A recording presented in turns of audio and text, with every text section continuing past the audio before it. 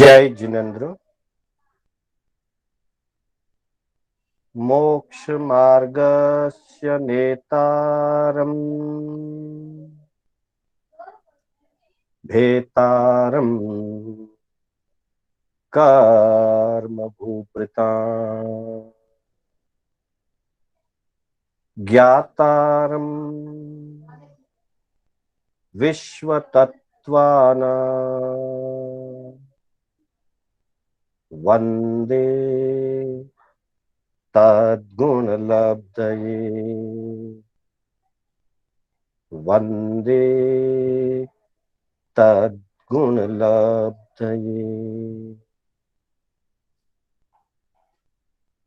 अनंत उपकारी, आस्था के आयाम, चरम तीर्थंकर शासनपति श्रमण भगवान महावीर को वंदन।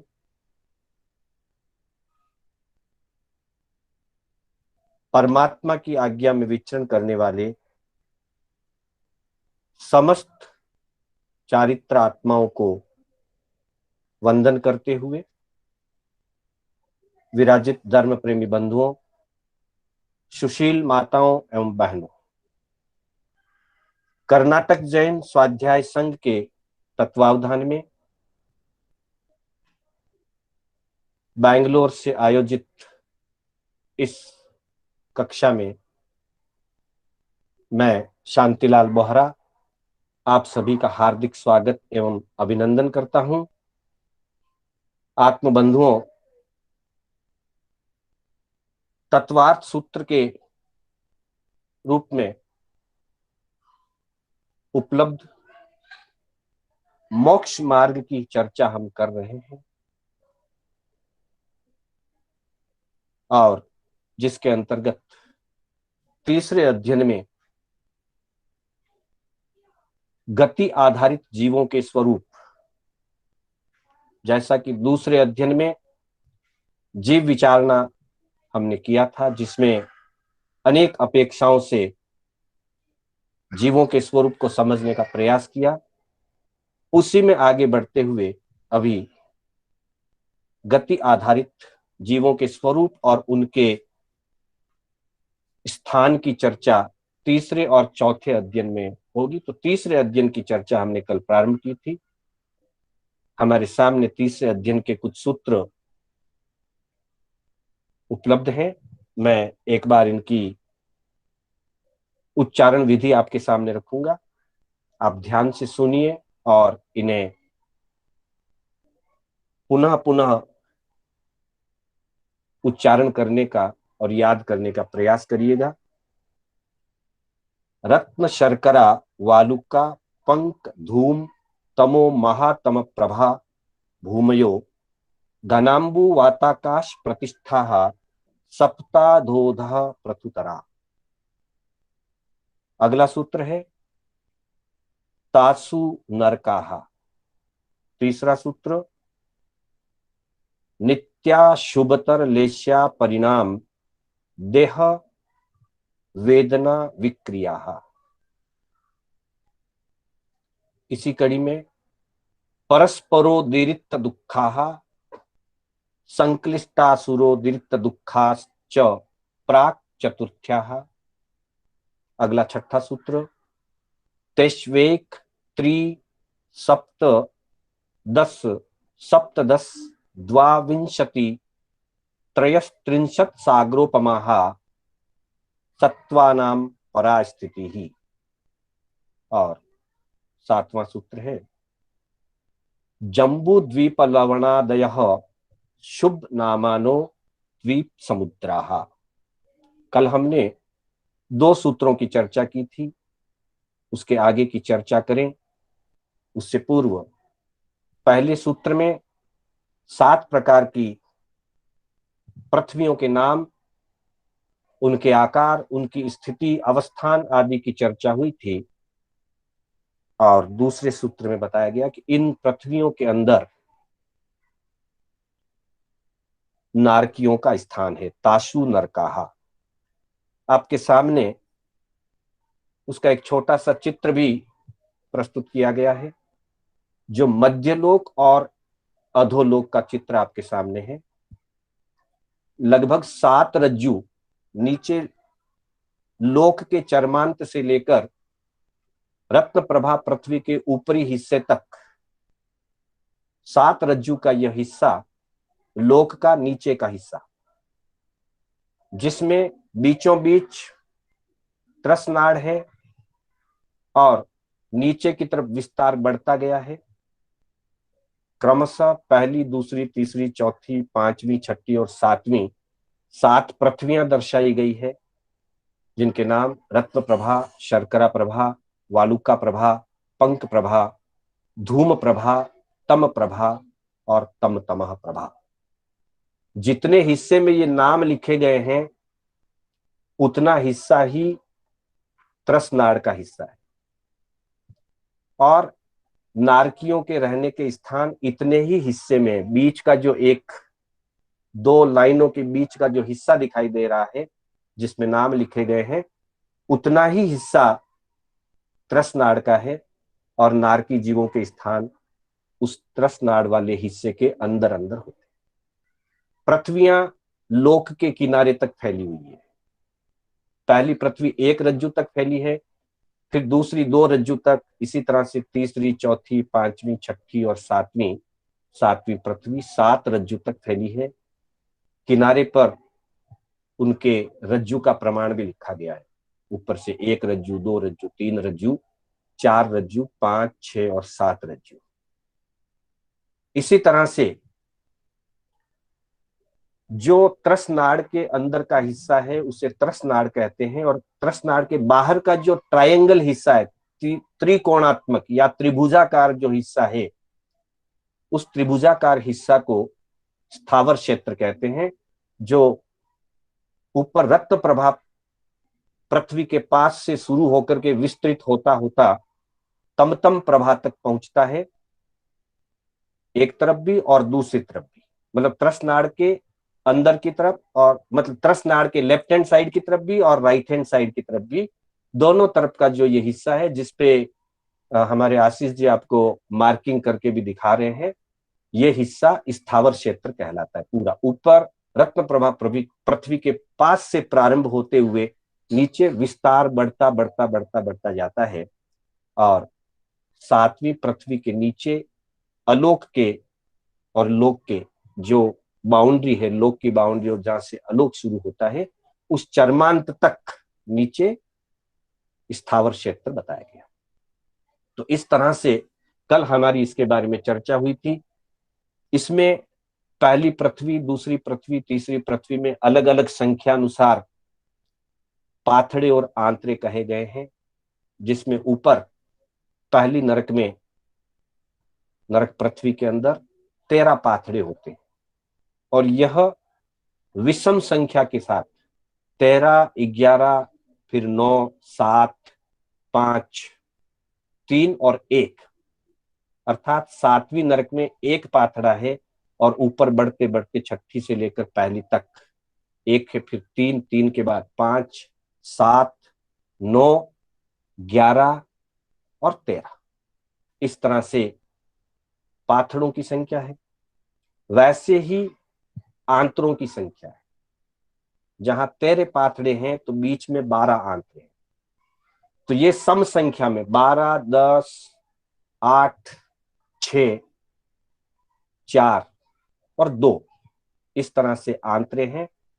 7वीं पृथ्वी में 1 ही पाथड़ा होता है, इसलिए उसमें आंतरा नहीं होता। 7वीं नरक में, 7वीं पृथ्वी में 0 से शुरू होंगे, आंतरा 0 है, नहीं है। 8, 10 और 12 इस तरह से आंतरों की संख्या है, और पाथड़ों की संख्या 1, 3, 5, 7, 9, 11 और 13, इस तरह से पाथड़ों की संख्या है। पाथड़ों के अंतर्गत नरकावास बने हुए हैं। 7 पृथ्वियों के अंतर्गत मिलाकर के नारकी जीवों के जन्म लेने के और रहने के कुल 84 लाख नरकावास होते हैं।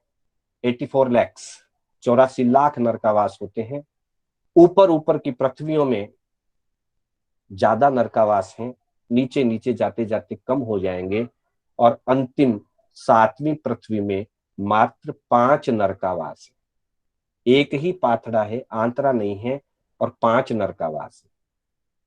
छठी में 5 कम 1 लाख है, और यूं ऊपर बढ़ते बढ़ते पहली पृथ्वी के अंदर 30 लाख नरकावास है। कुल मिलाकर के 84 लाख नरकावास होते हैं, जिनमें विभिन्न कुंभियां बनी होती है। उन कुंभियों में नारकी जीवों का जन्म होता है। जो हमने दूसरे अध्ययन में जन्म के प्रकार आदि पढ़े थे, तब इसकी चर्चा थोड़ी हुई थी।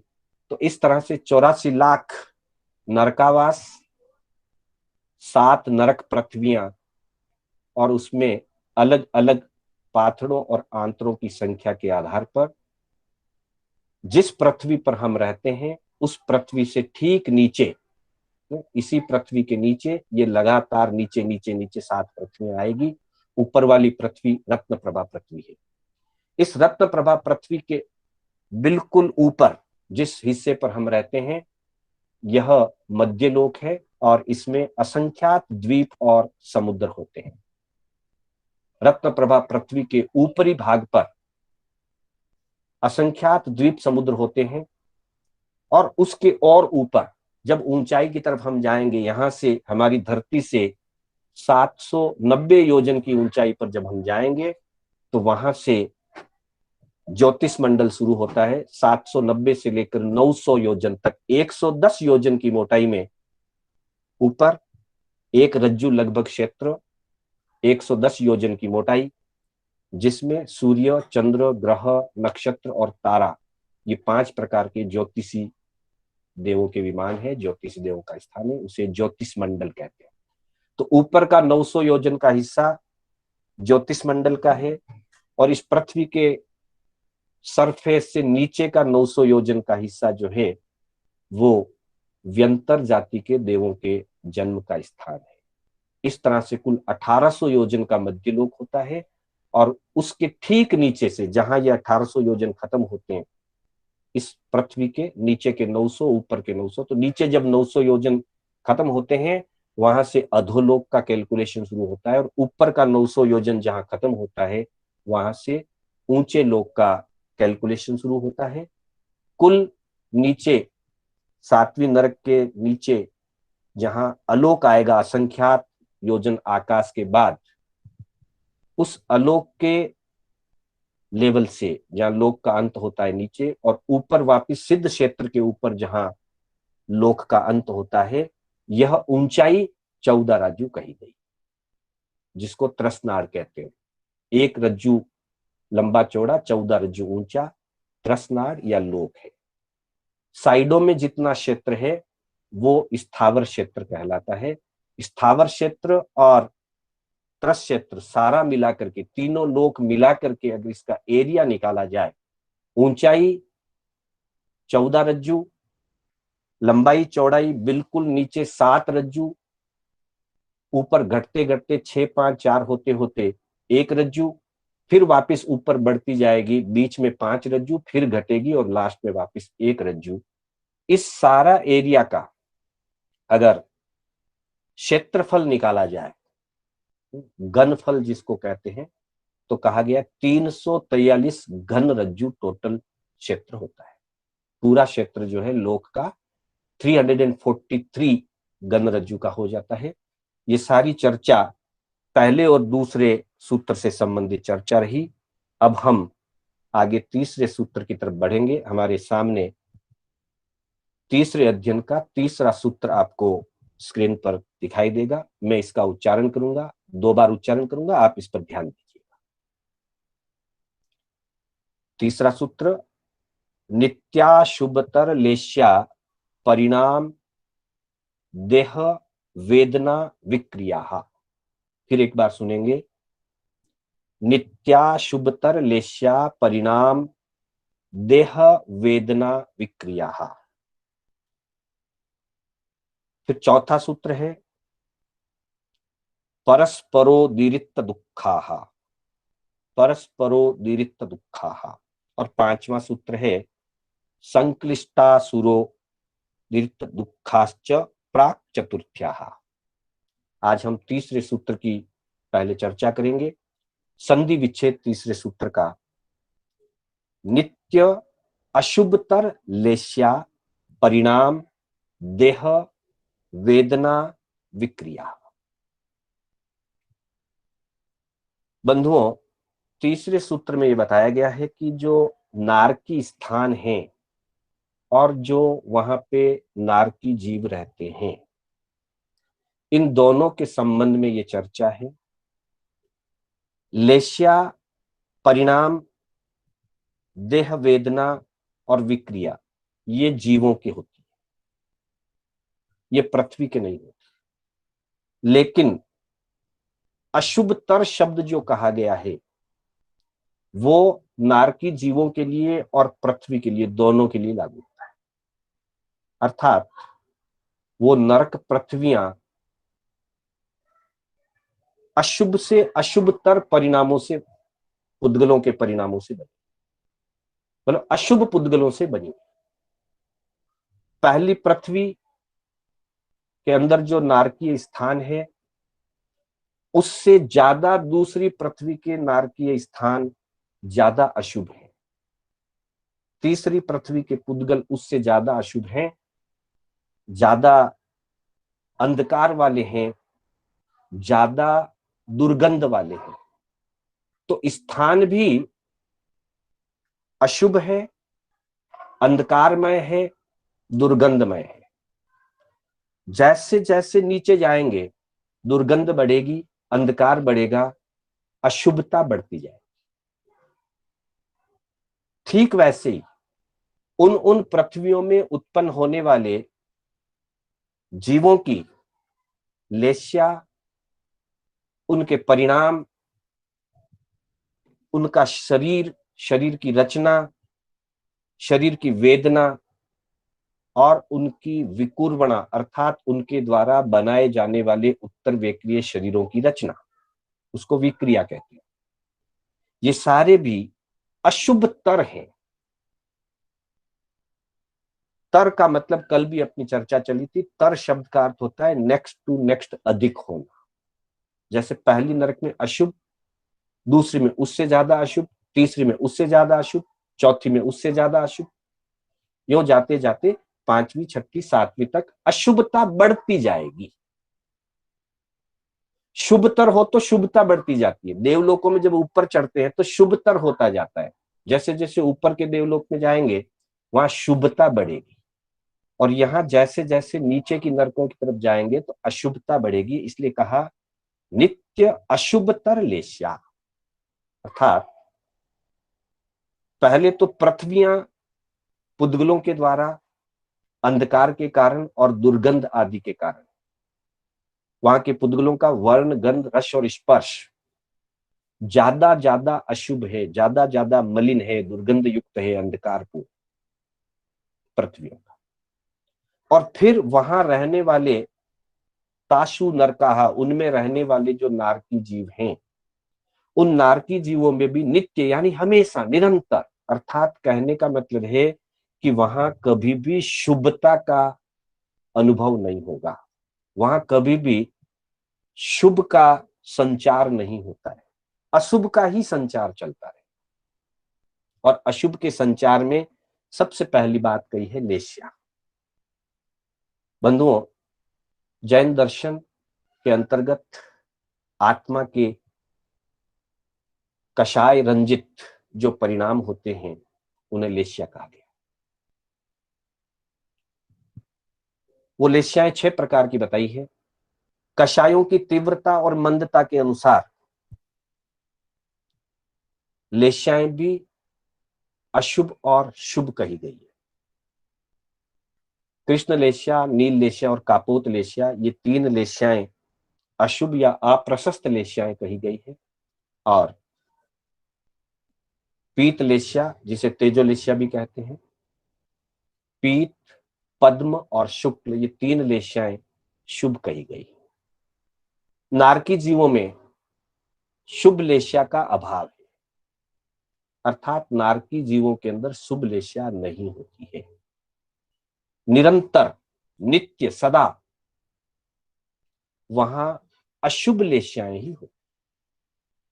और उसमें भी अशुभ से अशुभतर होती चली जाएगी।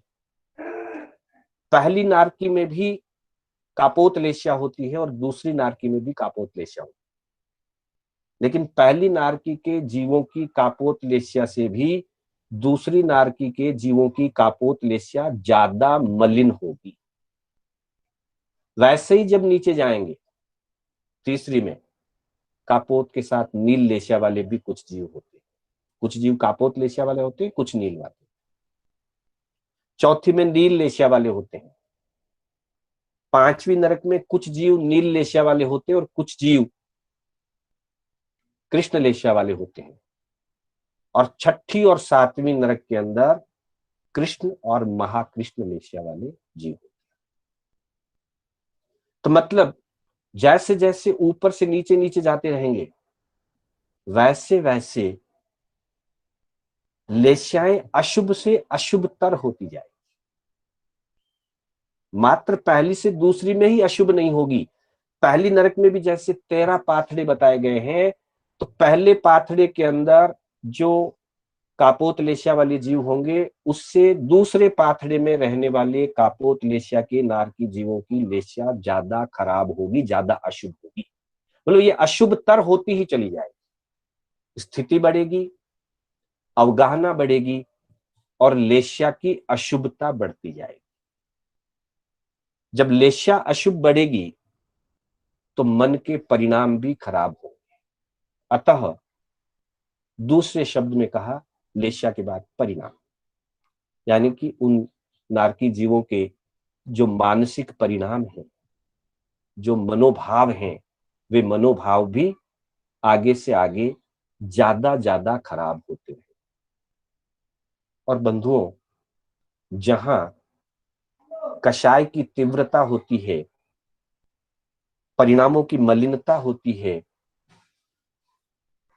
वहां देह भी विकृत होने लगती। हाँ, इस बात को थोड़ा सा समझने का प्रयास करिएगा।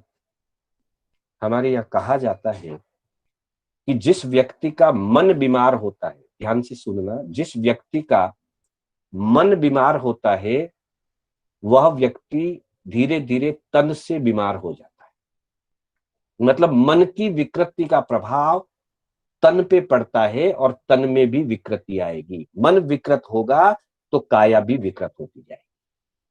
और यही सिद्धांत नारकी जीवों के लिए भी लागू होता है। जैसे जैसे नीचे जाएंगे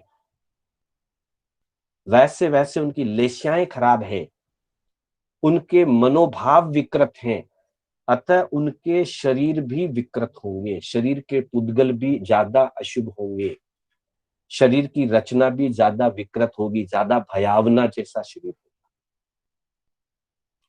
और जब शरीर विकृत है, परिणाम विकृत है, मलिन है, तो बीमारी भी बढ़ेगी, वेदना बढ़ती जाएगी।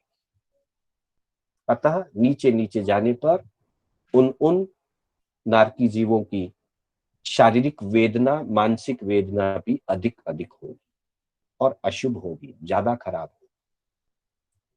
वैसी स्थिति में जब कोई नारकी जीवों का मूलतः वैक्रिय शरीर होता है, वैक्रिय शक्ति से वे और विक्रिया कर सकते हैं और शरीरों की रचना कर सकते हैं। तो वे जो विक्रिया करेंगे, उत्तर वैक्रिय के द्वारा जो नई रचना करेंगे, वो रचनाएं भी शुभ नहीं होगी, अशुभ पुद्गलों से बनेगी, अशुभ रचनाएं होगी, विकृत होगी। अर्थात कहने का तात्पर्य यह है कि मन, भाव और पौद्गलिक सारी चीजें नारकी के अंदर निरंतर बढ़ते हुए विकृति वाली होगी, अशुभतर होगी, नीचे से नीचे ज्यादा अशुभ होगी।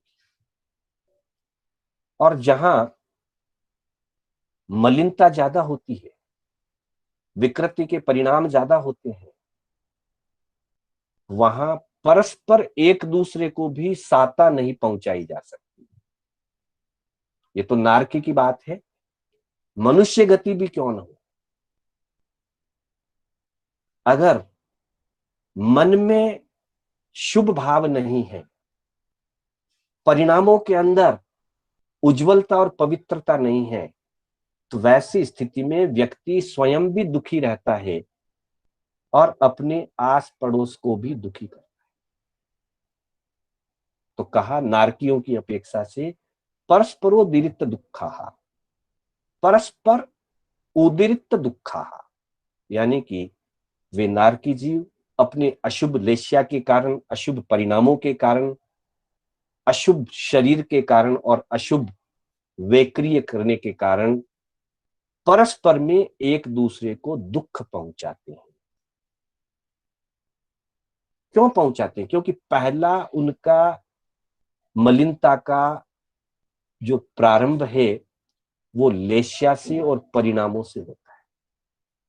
जब लेस्याएं और परिणाम मलिन होंगे तो व्यक्ति स्वयं भी कषाय से, विकार से पीड़ित रहेगा और दूसरों को भी पीड़ा पहुंचाएगा।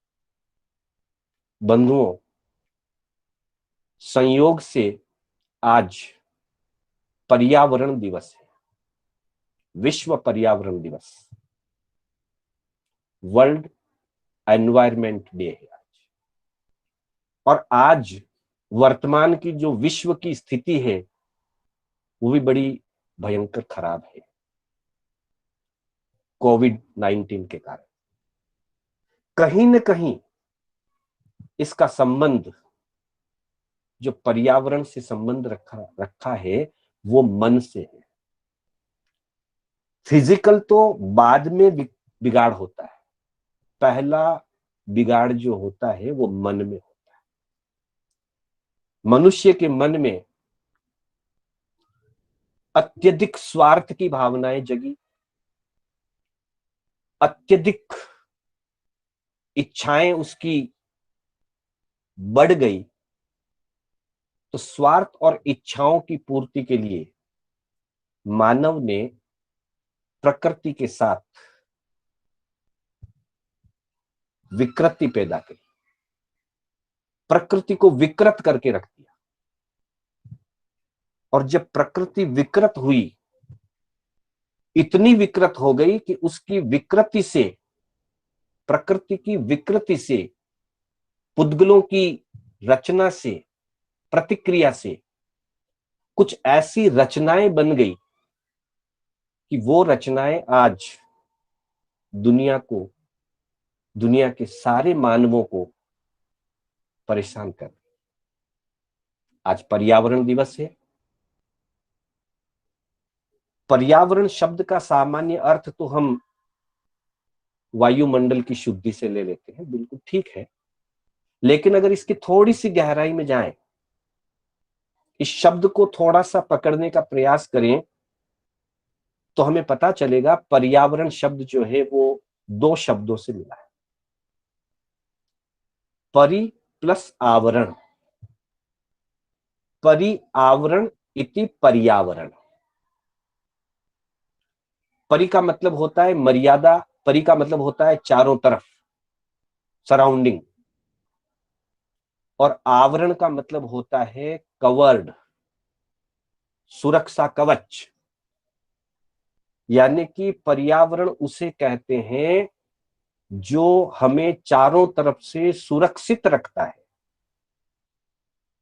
मानव जाति, प्राणी जगत, वायुमंडल, इन सब को चारों तरफ से सुरक्षा का जो कवच देता है उसे पर्यावरण कहते हैं। जब तक यह सुरक्षा का कवच स्वयं सुरक्षित रहेगा, हम उसे सुरक्षित रहने देंगे, तो वह कवच हमें सुरक्षा देगा। हम अगर उस सुरक्षा कवच के साथ खिलवाड़ करेंगे अपने स्वार्थ के लिए, अपने इच्छाओं की पूर्ति के लिए, और हम उस सुरक्षा कवच को जब ध्वंस करेंगे, विध्वंस करेंगे, हम उसको डैमेज करेंगे, डिस्ट्रॉय करेंगे, तो उसका परिणाम हमें ही भुगतना। जब कवच खुद टूट गया कवच खुद ध्वंस हो गया तो वो कवच हमारी रक्षा नहीं कर सकता। अतः आज पर्यावरण दिवस के अवसर पर हमें एक संकल्प करना चाहिए, मानव जाति को एक संकल्प करना चाहिए कि हम अपने तुच्छ स्वार्थों के लिए, अपनी तुच्छ इच्छाओं की पूर्ति के लिए प्रकृति के साथ विकृति का खेल नहीं खेलेंगे, प्रकृति के साथ उजाड़ नहीं करेंगे, प्रकृति का विनाश नहीं करेंगे, फिर चाहे वो प्रकृति छोटे छोटे जीवों की क्यों न हो, फिर चाहे वो प्रकृति वायुमंडल की क्यों न हो, फिर चाहे वो प्रकृति वनस्पति की क्यों न हो, हवा, पानी, वनस्पति, पृथ्वी, छोटे छोटे जीव, सारे मिलकर के पर्यावरण बनता है, हम भी उसका हिस्सा हैं। पर जब हम इनको विकृत करते हैं तो फिर उसका परिणाम भी विकृति ही आएगा, उसका परिणाम भी दुख आएगा। और वो विकृति की शुरुआत हमारे मन से होती है, हमारे परिणामों से, हमारी लेस्या से होती है। हमारी लेस्याएं जब अशुभ होती है तो हमारी इच्छाएं विकृत होती है, हमारे मन के परिणाम बिगड़ते हैं, हमारा स्वार्थ बढ़ता है, हमारी आसक्ति बढ़ती है, और तब हम अपनी स्वार्थ पूर्ति के लिए, अपनी इच्छाओं की पूर्ति के लिए किसी को भी कैसा भी भयंकर से भयंकर कष्ट देने में भी पीछे नहीं हटते हैं, और हम प्रकृति का विनाश करते हैं, तब हमें उसका फल भुगतना पड़ता है। तो बंधुओं, नारकी जीवों की अपेक्षा से हमें ये कहा गया है कि उनकी लेस्या और परिणाम अशुभतर होते हैं, और जब लेस्या और परिणाम अशुभतर होते हैं तो उनकी देह, उनकी शारीरिक वेदना और उनकी विक्रिया के द्वारा बनाई हुई रचना, वो भी मलिन, दुर्गंधयुक्त, अशुभ पुद्गलों से बनेगी। और जब कोई चीज अशुभ पुद्गलों से बनती है तो वो चीज पीड़ा पैदा करती है, कष्ट पैदा करती है।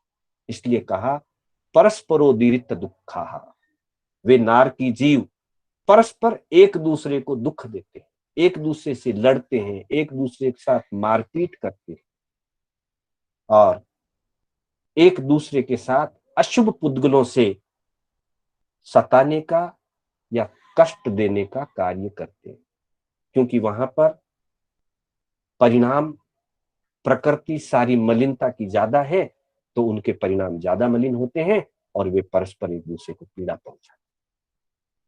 किसी अपेक्षा से आचार्य आनंद सिंह जी महाराज साहब ने उनका एक परिवार भावना का एक गीत कह दूं या एक सज्जाए कह दूं, एक रचना है उनकी, काव्य है, उसमें एक जगह कहा गया है, सिर्फ अपने स्वार्थ की पूर्ति करना ये नारकीय भाव है।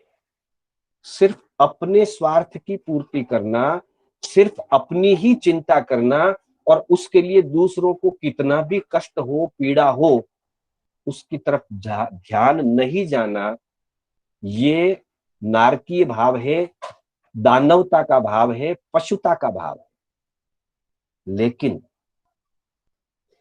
दूसरों की सेवा के भाव रखना, दूसरों को साता पहुंचाने का भाव रखना, दूसरों के हित के लिए चिंतन करना, ये मानवता का भाव है, देवत्व का भाव।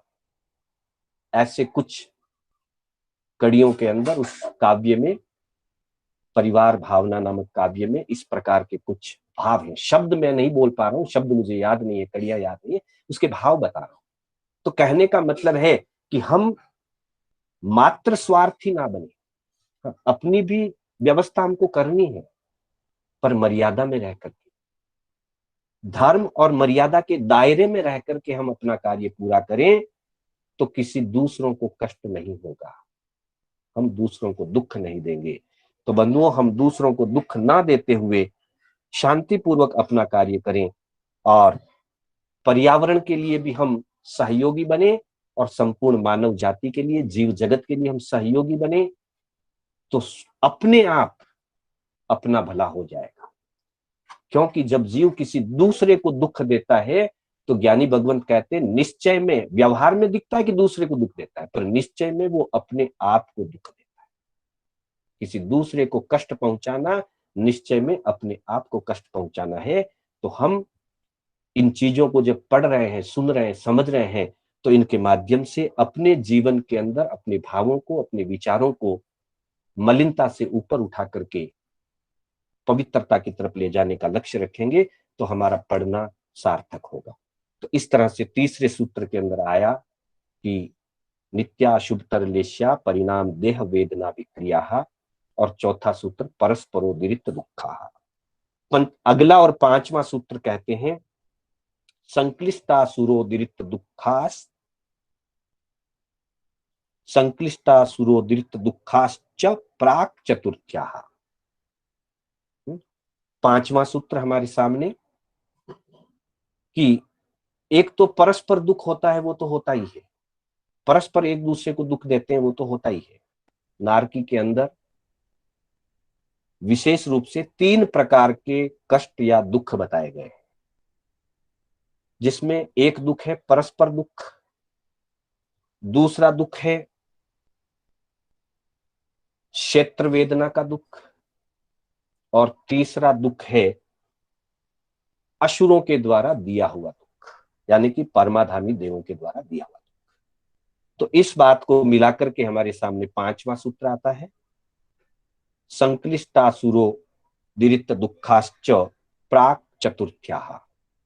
संधि विच्छेद के रूप में संक्लिष्ट असुर उदीरित दुखा च प्राक चतुर्थ्या, यानी कि एक दुख तो बता दिया क्षेत्र का, जिसमें पहला जो अपना सूत्र हमने लिया था तीसरे सूत्र के अंतर्गत क्षेत्र संबंधी वेदना बताई कि वहां अशुभतर लेश्या होती है, अशुभतर परिणाम होते हैं, अशुभतर विक्रिया होती है, और साथ ही वहां शीत वेदना, उष्ण वेदना और भयंकर अशुभ पुद्गलों के द्वारा होने वाली वेदना, वो वेदना क्षेत्र वेदना है। फिर अगले सूत्र में, चौथे सूत्र में बताया परस्पर उदीरित दुखा, यानी कि नारकी के जीव आपस में एक दूसरे को दुख देते हैं। उदीरित का मतलब होता है दुख को प्रकट करना, दुख को पैदा करना, यानी कि एक दूसरे के लिए दुख पैदा करते हैं, दुख देते हैं। और पांचवें सूत्र में बताया कि इसके अलावा एक और दुख है, क्षेत्र वेदना का दुख तीसरा सूत्र, परस्पर वेदना वाला दुख चौथा सूत्र, और पांचवें सूत्र में बता दिया कि एक और दुख है, और वो दुख जिसके लिए एक लिमिट दे दी और कह दिया प्राक चतुर्थ्या। इसका संधि विच्छेद है प्राक चतुर्थी आ, संक्लिष्ट असुर उदीरित दुखा च प्राक चतुर्थी आ, यानी कि संक्लिष्ट परिणाम वाले, मतलब कषाय की भारी स्थिति वाले, अधिक कषाय, तीव्र कषाय की स्थिति वाले जो असुर कुमार भवनपति देवों का एक विभाग है, और उस विभाग का एक उप विभाग है परमाधामी देव, जिनको परम अधम देव कहा जाता है।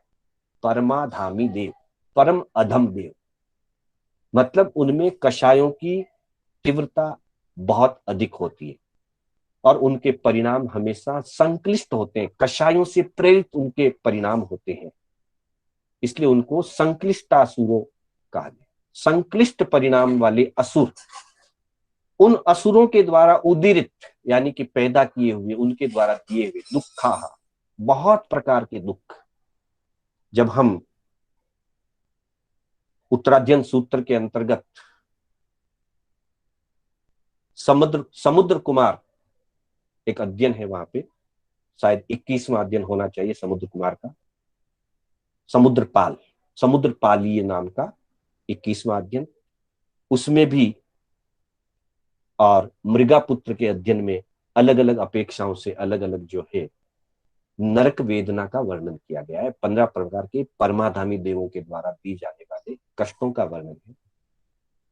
आगमों में और भी जगह जगह वर्णन मिलता है।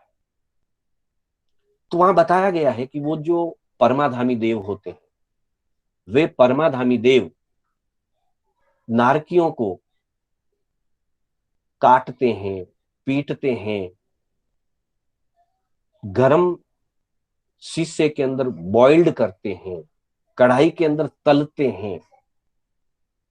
उनके नाम भी अगर हम सुने उन परमाधामी देवों के, तो उन नामों से जैसे भय लगता है। अम्ब, अम्बरीश, रौद्र, महारौद्र, काल, महाकाल, ऐसे उनके नाम ही भयानक नाम है, और वैसे ही वे भयानक स्वभाव वाले होते हैं। वे परमाधामी देवता पहली पृथ्वी के जो 13 पाथड़े और 12 आंतरे बताए हैं, कल हमारी उसकी चर्चा हुई थी, उन 12 में से 10 आंतरों में उनका निवास होता है, और पहले भवनपतियों का स्थान होता है एक आंतरे में, असुर कुमारों का। उन असुर कुमारों की उपजाति के देव हैं परमाधामी। उनका निवास स्थान तो पहली नरक के आंतरों में है, लेकिन वो पहली, दूसरी और तीसरी 3 नरकों तक दुख देने के लिए, दुख की उदीर्णा करने के लिए जाते, दुख को उदीरित करने के लिए जाते, दुख देने के लिए जाते हैं, कष्ट देते हैं। जैसे थाना चौकी में, पुलिस स्टेशन में पुलिस वाले और जेलों में जेलर कैदियों को या चोरों को पीटते हैं, पीड़ा देते हैं, कष्ट देते हैं, उसी तरह से ये परमाधामी देव पहली, दूसरी और तीसरी नरक तक जाकर के वहां के नारकी जीवों को कष्ट देते हैं, पीड़ा पहुंचाते। इसलिए कहा संक्लिष्टासुर दीरित दुखाश्च प्राक चतुर्थी आ।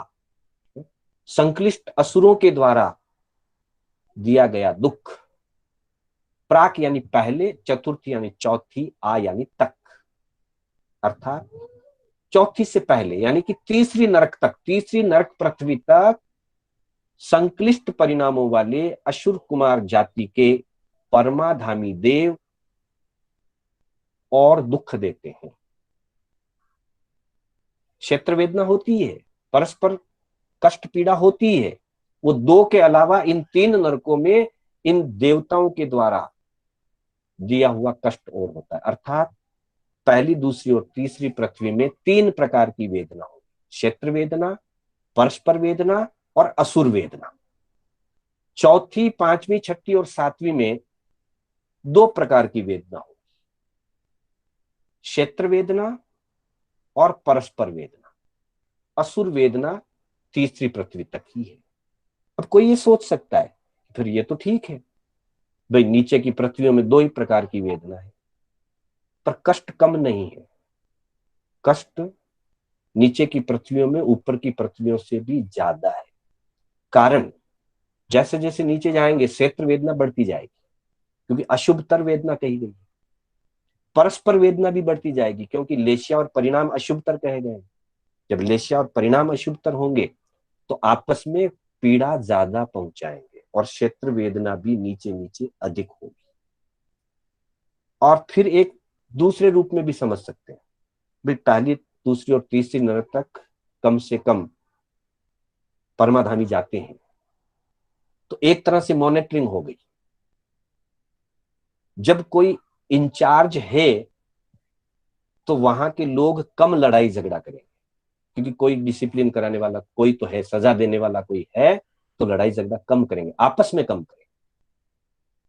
और चौथी एंड अबाउ, जब वहां कोई इंचार्ज है ही नहीं, कोई संभालने के लिए जाने वाला है ही नहीं, तो आपस में झगड़ा ज्यादा करेंगे। इसलिए गिनती में भले ही ऊपर की 3 वेदनाएं हैं 3 नरकों में, और नीचे की 4 नरकों में 2-2 प्रकार की वेदनाएं हैं, भले ही संख्या की दृष्टि से 3 की बजाय 2 तरह की है, लेकिन वो 2 भी 3 से कई गुना ज्यादा है। अतः नीचे की नरकों में ज्यादा आपसी दुख होगा, ज्यादा एक दूसरे को कष्ट पहुंचाएंगे, और क्षेत्र वेदना भी भयंकर से भयंकर होती चली जाएगी, और सबसे भयंकर वेदना 7वें नरक में होगी। तो इस तरह से 5वें सूत्र के अंदर नारकी जीवों के होने वाले कष्टों का स्वरूप समझाया है। अब फिर हम आगे बढ़ते हैं छठे सूत्र की। छठे सूत्र के अंतर्गत, हाँ, मूल पाठ में भी इनकी सारी बातें बताई गई है। मूल पाठ भी आपको दे दिया गया है पढ़ने के लिए अलग अलग आगमों में, जैसे प्रज्ञापना सूत्र के अंदर नरक अधिकार में, प्रश्न व्याकरण सूत्र के नरक अधिकार में, जीवाभिगम में, ठाणांक सूत्र में अलग अलग अपेक्षाओं से अति शीतम, अति उन्नम, अति तन्ना, अति खूहा, अति भयम्बा, निगये निर्ईयानम, दुख सयाई, अविश्रम।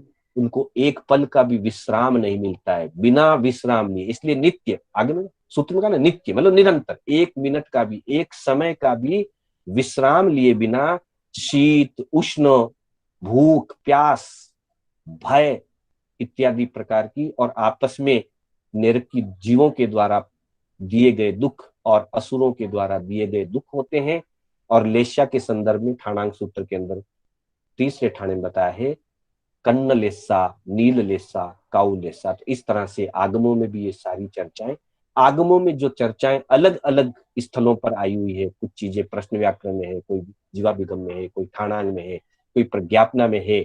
महापुरुषों ने हमारे ऊपर, हम मंदमति के जीव हैं, अल्प पुरुषार्थी जीव हैं हम, अतः महापुरुषों ने हमारे ऊपर महती कृपा करके कि भाई आने वाले समय में सामान्य श्रावक ज्यादा आगम नहीं पढ़ पाएगा, ज्यादा स्वाध्याय नहीं कर पाएगा, ज्यादा पुरुषार्थ नहीं करेगा, तो सारी चीजों को जैसे थोकड़ों वगैरह में संक्षिप्त में एक जगह दे दिया जाता है, वैसे ही आचार्य उमा स्वाति जी ने हमको महती कृपा करके इतने सारे आगमों में हम जाकर के पढ़े, उनको एक ही जगह गिने चुने थोड़े से एक सूत्रों में हमको संक्षिप्त में बताने की महती कृपा की। ये हमारे ऊपर बहुत बड़ा उनका उपकार है। फिर हम छठे सूत्र की तरफ चलते हैं। छठे सूत्र में उन पृथ्वियों में रहने वाले नारकी जीवों की आयुष्य का वर्णन किया, जहां कहा गया है तेष्वेक त्रि सप्त दस सप्तदश द्वाविंशति त्रयस्त्रिंशत् सागरोपमाः सत्त्वानां परास्थिति ही।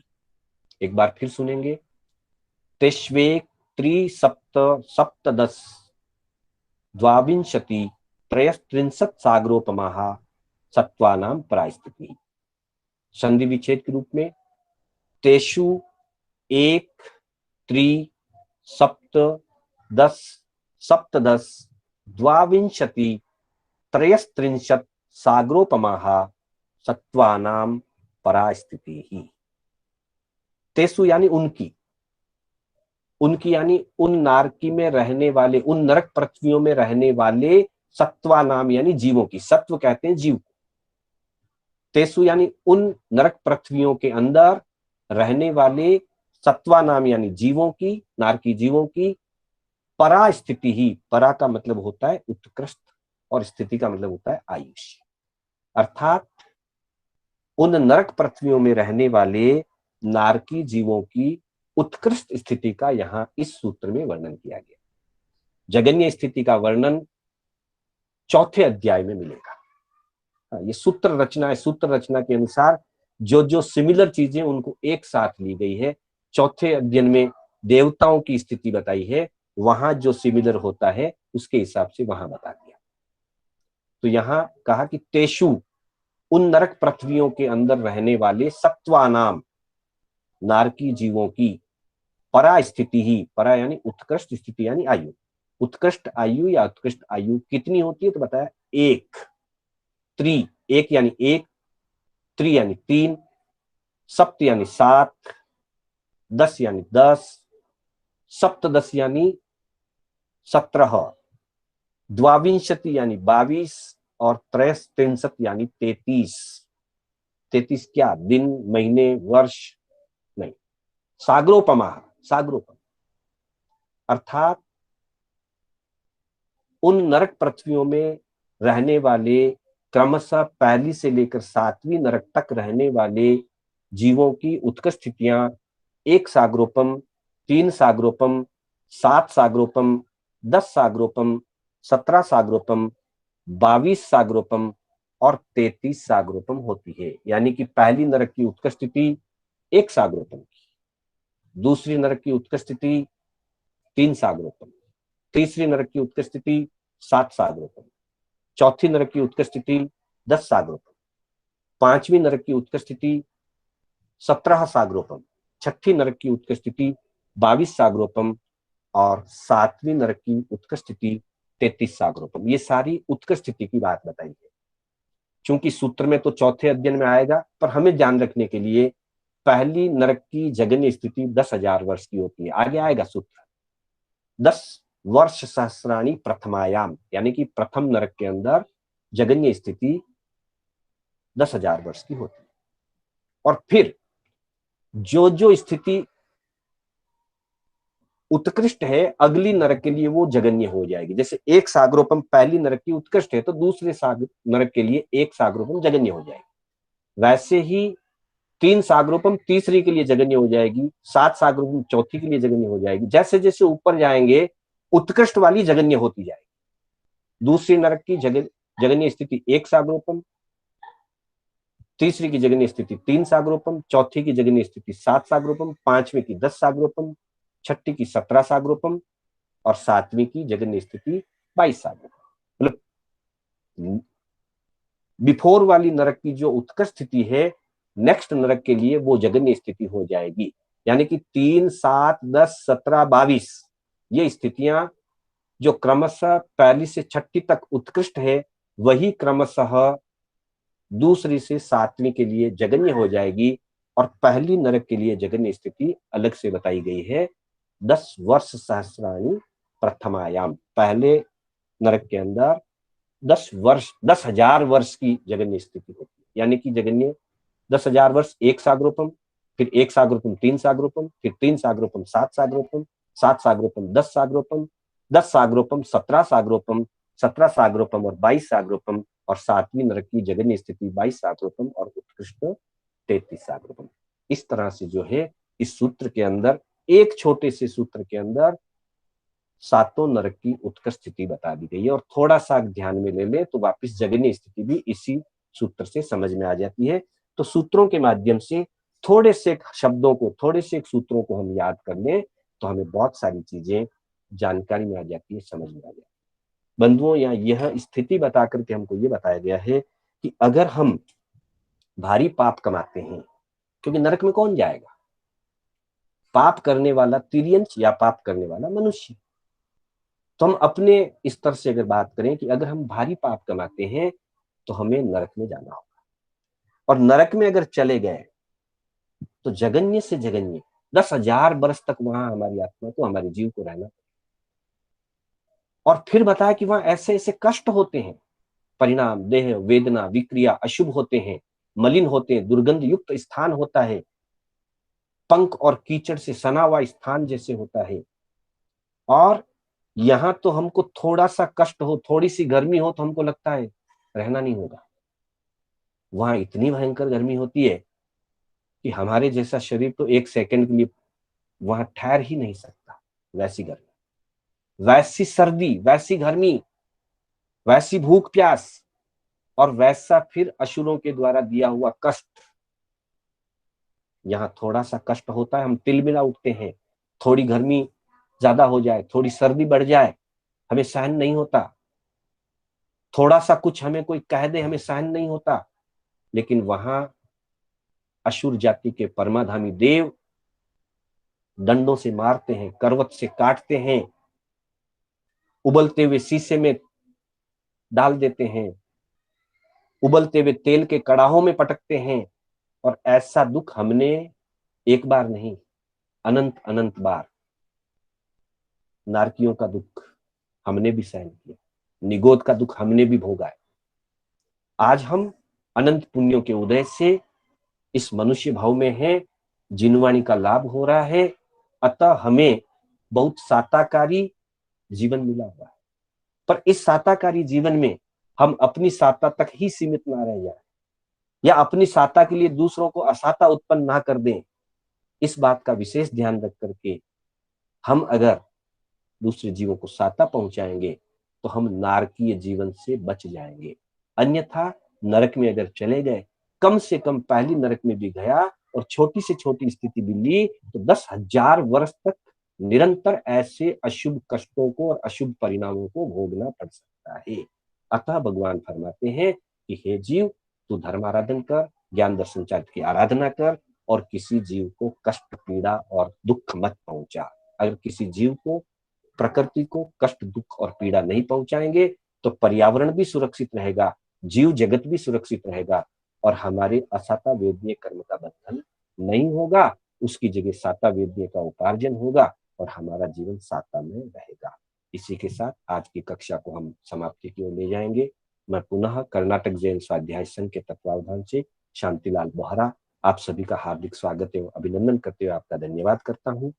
व्यवस्था में जुड़े हुए सभी सदस्यों का मैं धन्यवाद करता हूँ, और किसी भी प्रकार का उच्चारण में मेरे द्वारा या परूपणा में कोई अन्यथा परूपणा हुई हो तो उसके लिए संघ साक्षी से, आत्म साक्षी से, आप सभी की साक्षी से मिच्छामि दुक्कड़म करता हूँ। जय जिनेन्द्र।